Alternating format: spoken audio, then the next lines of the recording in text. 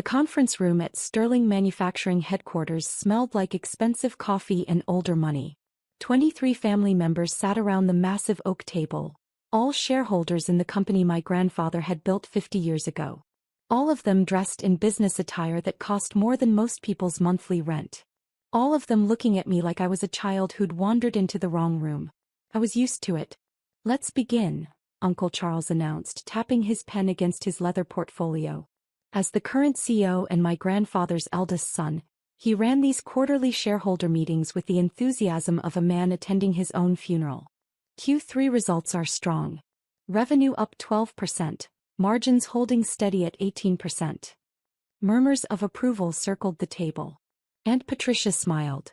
Cousin David nodded sagely as if he understood what any of those numbers actually meant. He'd inherited his shares, same as most people in this room. He'd never worked a day at Sterling Manufacturing in his life. Neither had I, technically. But that was about to become irrelevant. However, Uncle Charles continued, his face taking on that expression he used when delivering bad news he secretly enjoyed, "We have an opportunity. TechCore Industries has approached us about a partnership. They want to integrate our manufacturing capabilities with their distribution network." "How much investment are we talking?" Aunt Margaret asked, already pulling out her reading glasses to review the documents being passed around. "Initial capital requirement is $8 million, Uncle Charles said, "which we'll need to raise through either debt financing or additional shareholder contributions." The room erupted into discussion. Cousin Jennifer immediately started calculating her potential share. Uncle Robert was already shaking his head about debt ratios. Aunt Patricia wanted to know about returns. I raised my hand. Uncle Charles noticed me the way you might notice a mosquito, with mild irritation and the assumption it would go away on its own. "Yes, Sophie. I think we should decline the TechCore partnership," I said clearly. The room went silent. Then someone laughed. I think it was David. "I'm sorry." Uncle Charles's tone suggested I'd just proposed we manufacture products out of cheese. "The TechCore partnership," I repeated. "I think it's a bad investment. Their distribution network is overleveraged, they're facing regulatory challenges in 3 states, and their stock price has dropped 22% this quarter. Partnering with them right now would be like tying our anchor to a sinking ship." More silence. Then David laughed again, louder this time. "That's adorable," he said, not even trying to hide his condescension. "You've been reading business news. How cute." "Sophie," Aunt Margaret said in that voice adults use with precocious children, "this is a complex business decision. TechCore is a Fortune 500 company. They've been in operation for 30 years. 32 years, I corrected. And they're currently defending against 2 class action lawsuits and an SEC investigation. Their CEO resigned last month, and their CFO is selling personal shares at a rate that suggests he knows something the public doesn't." Uncle Charles set down his pen. "And where exactly are you getting this information?" "Reuters, Bloomberg, SEC filings, and TechCore's own quarterly reports," I said. "It's all public information. Public information that you apparently have time to read while doing whatever it is you do," Cousin Jennifer said with a smirk. She worked in marketing for a small firm and considered herself a business expert. "Some of us are busy running actual companies." "I own a software development company," I said mildly. "We do quite well." "Oh, that's right," David said, snapping his fingers in mock remembrance. "You make those app things. How many employees do you have again?" 5. 47 actually. As of last month." "Cute," David repeated like it was his favorite word. "But Sophie, this is big business. Sterling Manufacturing does $60 million a year in revenue. We're talking about partnerships that could double that. Your little software company is sweet, but it's not exactly relevant experience for this conversation." I took a sip of my water. The glass was Waterford Crystal because of course it was. Everything in this building screamed old money, trying to prove it was still relevant. "I understand your concern," I said, keeping my voice level. "But I still think we should vote against the TechCore partnership." Uncle Charles actually rolled his eyes. "Sophie, with all due respect." "Which usually means no respect at all," I interjected. "You own less than 1% of this company," he continued, ignoring my comment. "Your grandfather left you 10,000 shares when he passed. That gives you 0.4% ownership and exactly zero say in major strategic decisions. Actually, Aunt Patricia added helpfully, I think it's 0.38% ownership. Not even 0.4. The room found this hilarious. Even Uncle Robert, who usually tried to be kind to me, was smiling. So while we appreciate your input, Uncle Charles said in a tone that made clear he absolutely did not appreciate my input, the adults in the room will make this decision. All in favor of moving forward with the TechCore partnership evaluation. 22 hands went up. Everyone except me. Motion passes, Uncle Charles declared. We'll begin due diligence immediately. Wait, I said. Sophie, the vote is over, Aunt Margaret said tiredly. I'd like to propose an alternative investment strategy, I continued. Instead of the TechCore partnership, we should focus on upgrading our existing manufacturing equipment, expanding into sustainable materials and diversifying our client base. I've prepared a presentation. I pulled out my laptop. David actually groaned. Oh my God, she made a PowerPoint. This is like watching a high school student present a career day project. Sophie, Uncle Charles said, his patience clearly exhausted, we don't have time for this. Some of us have real jobs to get back to. This will take 10 minutes, I said. We don't have 10 minutes to waste on. On what? I asked, meeting his eyes. On strategic planning? On alternative perspectives? On hearing from a shareholder? On listening to someone with 0.38% ownership lecture us about business strategy, Jennifer said. No offense, Sophie, but you inherited some shares from Grandpa. That doesn't make you qualified to run this company. Neither does inheriting 30,000 shares, I pointed out. But I don't see anyone questioning your participation. Jennifer's face flushed. I have an MBA. From an online program you completed while working part-time, I said. I'm not judging. Education is education. But if we're measuring qualifications, I have a degree in mechanical engineering from MIT and an MBA from Stanford. I graduated summa cum laude from both. That shut them up for approximately 5 seconds. Well, good for you, David said. But again, this is big business. Real money. Not whatever you're playing with in your app company. My software company generates $8 million in annual revenue, I said quietly. More silence. David blinked. 8 million.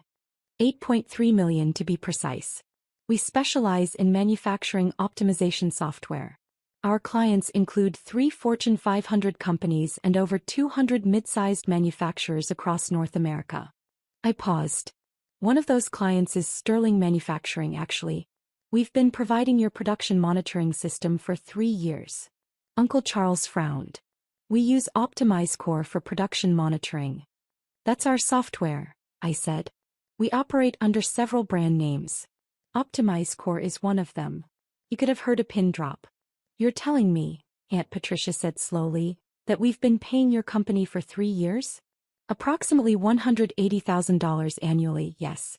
Although you get a family discount. Most clients pay $250,000 for the same package. Uncle Robert was staring at me like I'd grown a second head. Sophie, why didn't you tell us this? You never asked, I said simply. You assumed I was running some tiny operation out of my apartment. I didn't see any reason to correct that assumption. That's... Jennifer struggled for words. That's actually pretty impressive. Thank you, I said. But it's not why I want you to reconsider the TechCore partnership. Then why? Uncle Charles asked. His tone had changed slightly. Still skeptical, but at least he was listening now. Because I've done more than read their public filings, I said. I've analyzed their entire supply chain, their vendor relationships, their logistics networks, and their financial projections. They're cutting costs in ways that will hurt them long-term. They're losing key personnel. They're facing union negotiations in 4 facilities. And their core technology is becoming obsolete. How could you possibly know all that? Aunt Margaret asked. Research. Due diligence. The same thing any investor should do before committing $8 million. I opened my laptop. I really do have a presentation. If you'll give me 10 minutes, I can show you exactly why this partnership is a mistake. Uncle Charles glanced around the table. A few people were checking their phones, but most were actually paying attention now. Fine, he said. 10 minutes. I pulled up my presentation on the screen at the front of the room. 43 slides. Financial models, risk assessments, market analysis, alternative strategies. I'd spent 3 months preparing it. 8 minutes and 30 seconds later, the room was silent again. But this time it was a different kind of silence. These numbers, Uncle Robert said quietly, if they're accurate. They're accurate, I said. Every source is cited in the appendix. You can verify them yourselves. This is actually quite thorough, Aunt Patricia admitted grudgingly. David was scrolling through his phone. Her analysis on their stock price is right. It has dropped 22%. And there are 2 lawsuits. How did we miss this? Because you didn't look, I said. Not meanly, just factually. Uncle Charles was staring at the final slide, which showed projected outcomes of the TechCore partnership versus my alternative strategy. The numbers weren't even close. Sophie, this is impressive. But we'd need significant capital to implement your alternative plan. The equipment upgrades alone would cost $5 million. $6.2 million, I corrected. But the ROI is 340% over 3 years versus 180% for the TechCore partnership, assuming their company remains stable. Which it won't. We don't have $6.2 million in liquid capital, Jennifer said. That's why we were looking at the partnership in the first place. They were going to provide initial funding. I know, I said. Which is why I'm prepared to make an investment. The room perked up. David actually leaned forward. How much are you thinking? Uncle Charles asked carefully. $10 million, I said. You could have heard a pin drop. I was getting good at creating these silences. I'm sorry, David said. Did you say $10 million? I did.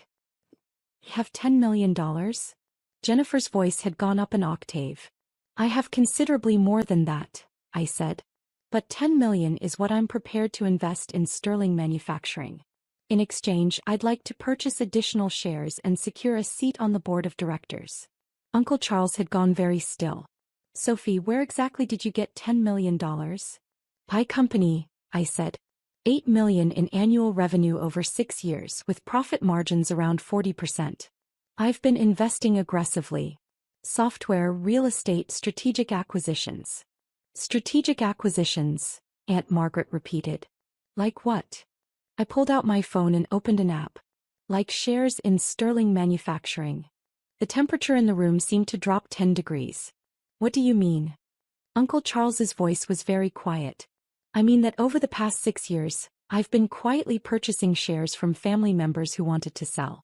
Usually when someone needed cash quickly or wanted to divest, or didn't see the company as a good investment anymore. Remember when Cousin Bradley sold his shares 5 years ago to buy that boat?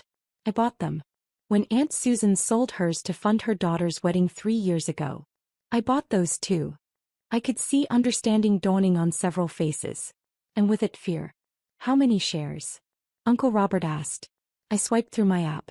As of this morning, I own 1,967,000 shares of Sterling Manufacturing. The silence this time wasn't just quiet.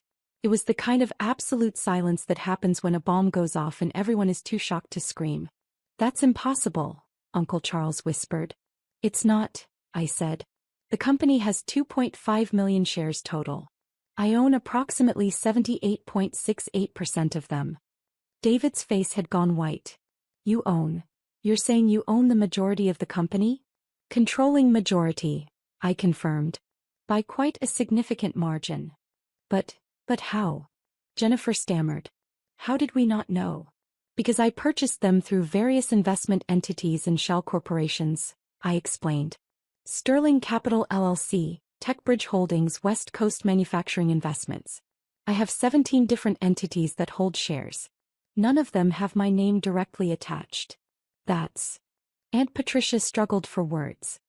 That's manipulative. It's strategic, I corrected. And perfectly legal. Every purchase was fair market value. Every transaction was properly documented. I didn't manipulate anything. I just didn't announce what I was doing. Uncle Charles had finally found his voice again. Do you have any idea what this means? Yes, I said. It means that despite what you said earlier, I'm not a shareholder with 0.38% ownership and zero say. I'm the majority shareholder with 78% ownership and controlling interest. Which means that vote you just held about the TechCore partnership. It doesn't matter. Because I can override it. The room erupted. Everyone started talking at once. Aunt Margaret was on her phone, presumably calling a lawyer. David looked like he might be sick. Jennifer kept saying, "This can't be real," over and over. Uncle Charles stood up, his face red. "You can't do this." "I already did it," I said calmly. "You manipulated us. You lied." "I never lied," I said. "You asked me how many shares Grandpa left me. 10,000. That was the truth. You never asked if I'd purchased more. You assumed I hadn't because you assumed I couldn't afford to. That's not my fault." "This is corporate espionage," Aunt Patricia declared. "It's really not," I said. "Every share was purchased through open market transactions or private sales where the seller knew exactly what they were selling. Nobody was deceived. You all just didn't pay attention." Uncle Robert was the first to calm down. He'd always been the smartest one in the family. "Sophie, what do you want?" "I want what I've wanted all along," I said. "To stop the TechCore partnership and implement a real growth strategy. To modernize our equipment. To expand into sustainable manufacturing. To turn Sterling Manufacturing into something Grandpa would actually be proud of." "By taking it over?" Uncle Charles's voice was bitter. "By saving it," I corrected. "Uncle Charles, you're a decent CEO, but you're cautious to a fault. You've been running the company the same way for 15 years. Revenue is flat. Margins are shrinking. We're slowly being left behind by competitors who are innovating while we're stagnating." "Our revenue is up 12% this year," he protested. "Because of inflation and price increases, not actual growth," I said. "Unit volume is down 8%. Customer satisfaction is down. Employee retention is down. We're dying slowly, and you're celebrating because we're dying slower than last year." The truth of it hung in the air.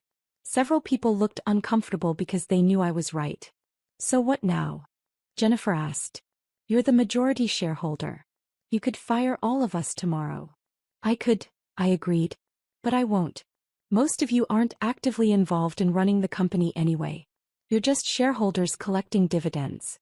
That doesn't change. What changes is the direction of the company and who's making the strategic decisions." "Meaning you," David said. "Meaning me," I confirmed. "And Uncle Charles, if he's willing to work with me instead of fighting me.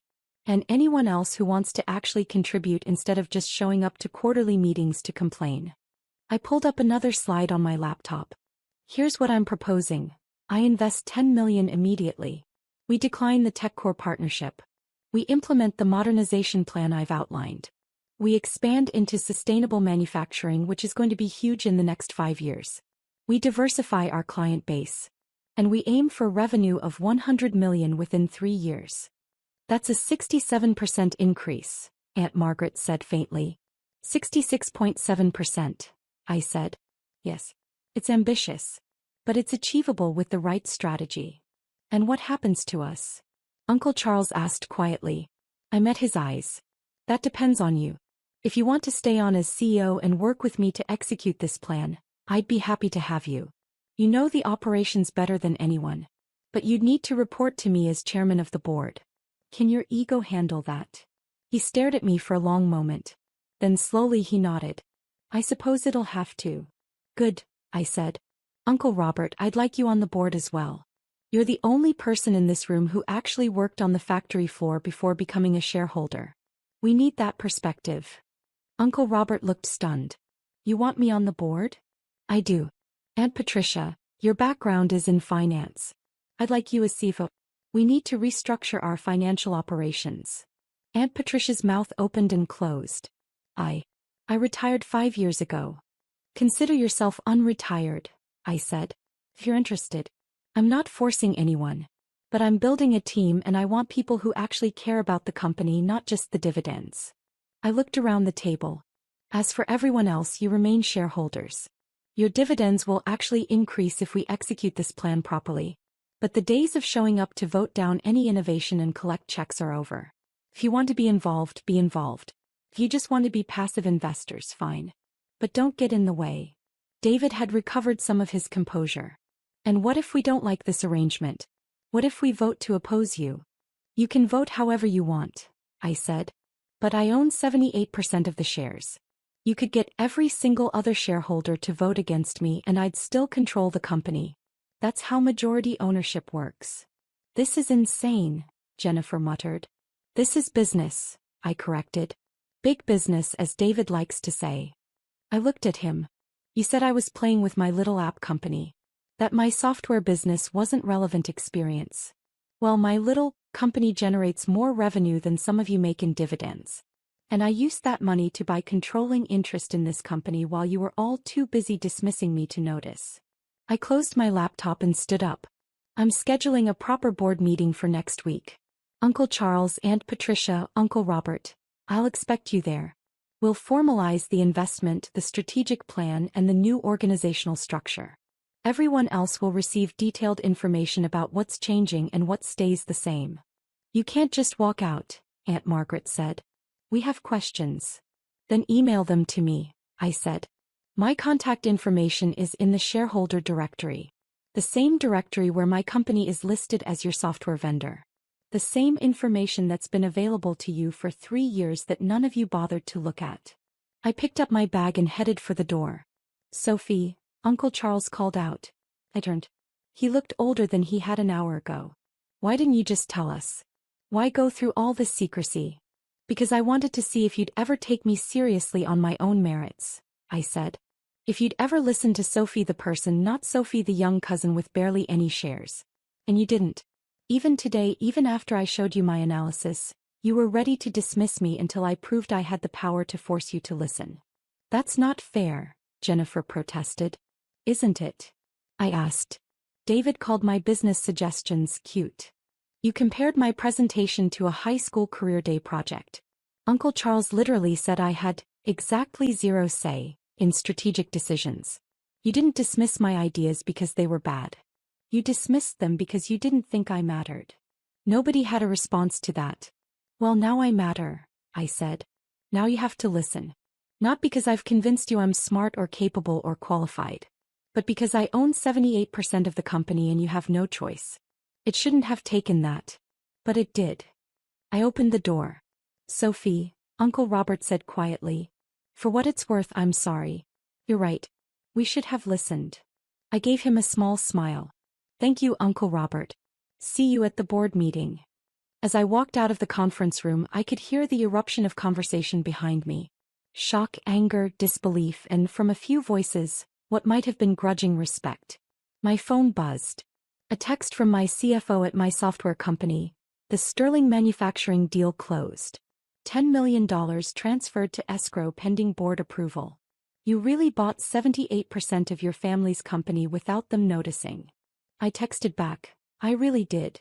You're terrifying. Thank you.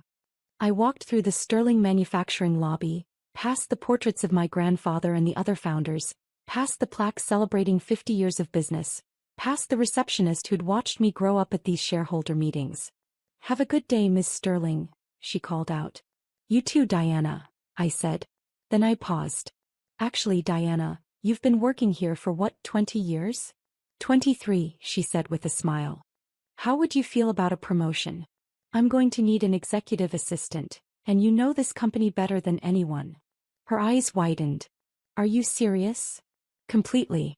50% pay increase, full benefits, and you'd be working directly with me and Uncle Charles. Interested? Yes. Absolutely. Great. I'll have HR draw up the papers. You start next week. I smiled. Fair warning, things are about to change around here.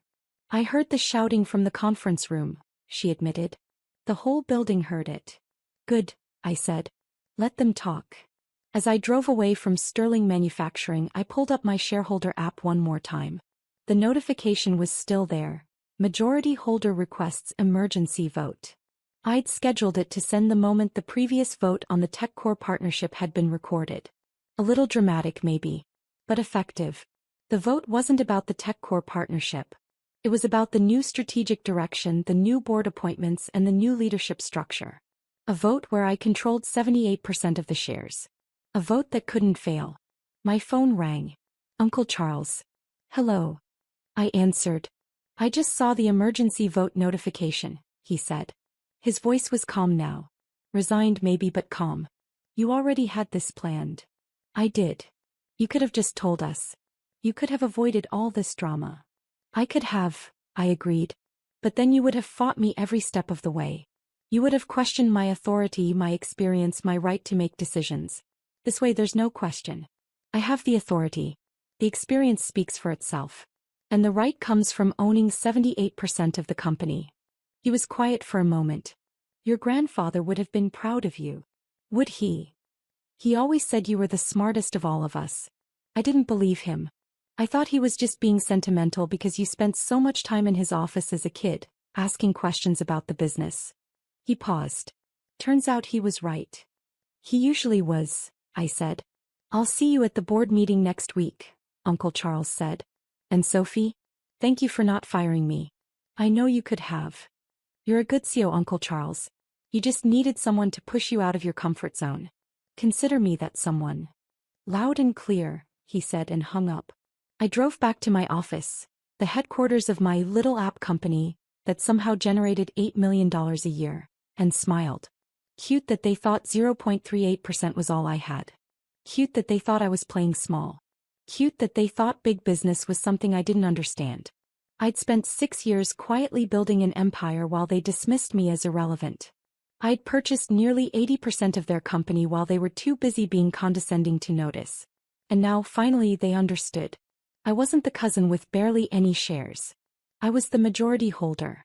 And their emergency vote notification was just the beginning.